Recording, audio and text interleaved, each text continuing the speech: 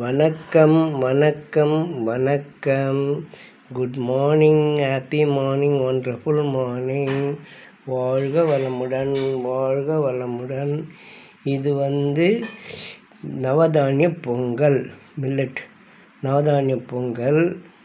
இது கொண்டக்கடலையை ஊற வச்சுட்டு நல்லா அரைச்சி குழம்பு பண்ணியிருக்கிறாங்க. மசாலாலாம் போட்டு குருமா மாதிரி நல்லாயிருக்கும் இது.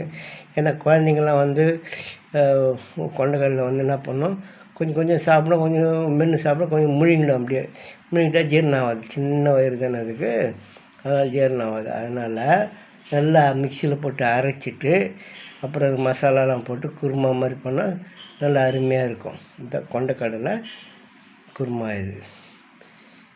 ஷேர் பண்ணுங்கள், கமெண்ட் பண்ணுங்கள், பெல் ஐக்கானை ப்ரெஸ் பண்ணுங்கள், எனக்கு சப்போர்ட் பண்ணுங்கள்.